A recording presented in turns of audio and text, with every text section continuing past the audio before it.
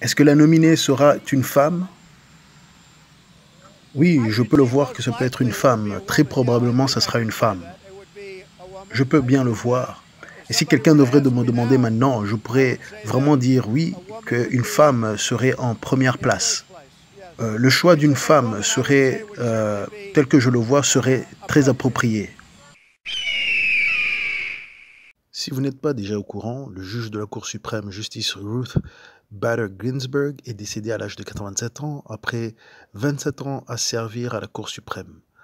Ceci nous renvoie à de multiples prophéties sur la Cour suprême des États-Unis, car cette Cour est habilitée à interpréter la Constitution du pays et son application sur divers sujets dans la société américaine.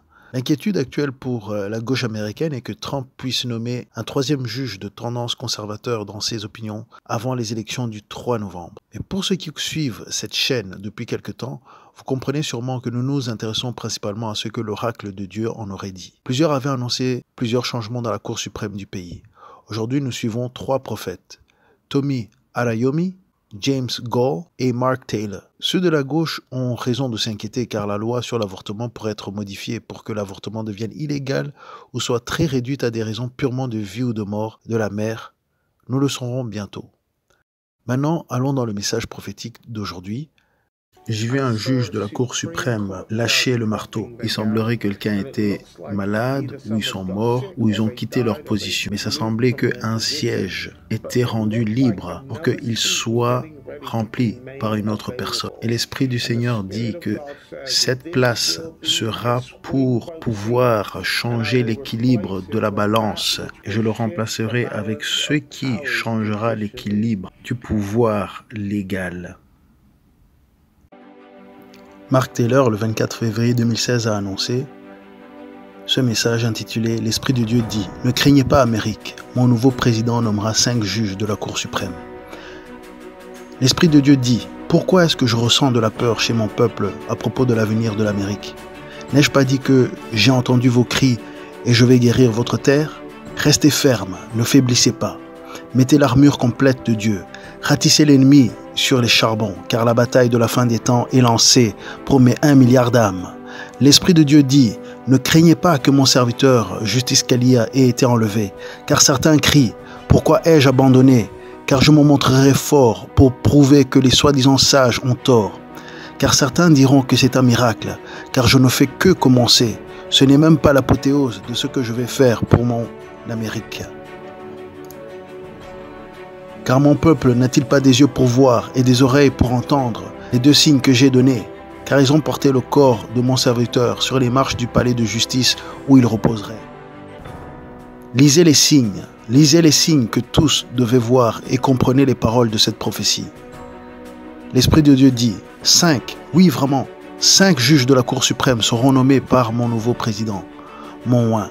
Je choisirai 5 par mon oint pour garder cela en vie.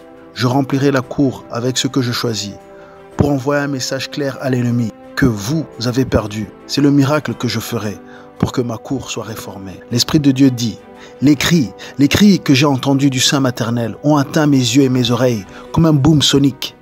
Les 5 que je nomme et la réforme qui aura lieu, le grand je suis prendront cette affaire, car c'est ma volonté et ma voix pour tous ceux qui ont prié, que ma cour annulera la loi d'avortement Roe vs Wade. L'Esprit de Dieu dit, Amérique, prépare-toi, car je choisis la crème de la crème, car je suis en train de rassembler l'équipe de rêve, la Dream Team de l'Amérique, du président et de son administration aux juges et au Congrès pour soulager les frustrations de l'Amérique. L'Esprit de Dieu dit, lève-toi mon armée et entre dans le combat, car c'est la génération qui prend son envol, la génération des guerriers que les anciens voulaient voir, et l'ennemi n'aura d'autre choix que de les fuir. Levez-vous, frappez la tête de l'ennemi avec bonheur, renvoyez l'ennemi en enfer et dans l'abîme. C'est la génération des guerriers que tout l'enfer a craint d'affronter et de voir. Mais je suis, et tout le ciel vous encourage avec joie. Votre commandant suprême, Dieu. On m'a montré ce qui pourrait arriver. C'est ce qui pourrait être la plénitude de la volonté de Dieu. J'ai vu, et je vais sauter directement dans tout ce qui concerne le sujet de la Cour suprême, si ça va avec toi. Sid? Ah bah ça allait être ma prochaine question. Donc vas-y tout de suite. Donc tissons la toile ensemble. Si vous rappelez le juge de la Cour suprême Kavanaugh, et lorsque il a été nominé par Donald J. Trump, lorsqu'il a été auditionné pour être le prochain juge de la Cour suprême, tout le monde disait comment cette décision allait changer l'équilibre de la balance. Alors moi j'ai commencé à prier dans ce sens, prier pour le conservatisme. Et j'ai commencé à prier dans ce sens. Et oui, c'était vraiment une pièce importante de cette structure. Le Seigneur m'a montré que Donald J. Trump avait la fonction d'assigner 3 juges dans la Cour suprême qui étaient des conservateurs constitutionnalistes. Et ça, c'était après déjà la nomination du juge Gorsuch. Il était déjà nominé. Et d'ailleurs, il sera un grand juge. Alors la bataille a été plus intense sur la nomination du juge Kavanaugh.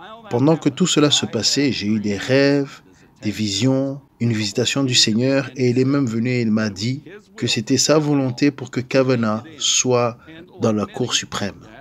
Et comme pour beaucoup d'autres, il faut prier que la promesse de Dieu s'accomplisse. Mais il m'a montré que le président Trump avait été assigné de nommer un 3e juge. Et j'ai vu qu'un juge, et je sais qui c'est, s'accrocherait en tentant de rester assez longtemps sur le banc en espérant que Trump ne sera pas réélu pour que, lorsque Trump ne serait pas réélu, sa place puisse être prise par un juge libéral et que donc ce juge puisse quitter à ce moment-là après l'élection. Et le Seigneur m'a dit que le président Trump est assigné de nommer un 3e juge à la Cour suprême et ce juge sera une Esther. Donc cette 3e juge, excuse-moi, donc ce juge sera une femme. C'est ça que tu dis? Oui. Elle sera une Esther, elle sera donc une femme. Elle sera une Esther régale, intelligente, avec autorité. Et le Seigneur m'a dit qu'elle va avoir la fonction de mettre la balance dans la direction du conservatisme original, véritable. Mais que ça se passera dans le 2e mandat. Voyez-vous, je ressens la gloire juste après ce que vous venez de dire. Est-ce que vous voulez nous dire maintenant ce qui va se passer par rapport au choix d'une nomination pour la Cour suprême avant les élections? Eh bien, nous allons voir ce qui va se passer. Nous allons parler avec différentes personnes. Nous avons beaucoup de respect pour le processus. Ceci s'est déjà passé plusieurs fois et à chaque fois, il y a eu une nomination, il y a eu quelqu'un de nommé, comme vous le savez. Il y a eu plusieurs occasions où ça s'est passé pendant une année d'élection présidentielle. Et je pense que le chiffre est à peu près à 28. Quel que soit le chiffre, dans tous les cas, ils ont avancé avec ce choix. Mais nous voulons respecter le processus et nous voulons que ça avance et nous pensons que ça va avancer assez rapidement. Je suis en accord avec ce que Mitch McConnell a dit. Je suis en accord complet à 100%. J'ai mis une déclaration très similaire. Je pense que vous l'avez vu. Et nous allons commencer le processus très rapidement et nous aurons une nomination très rapidement.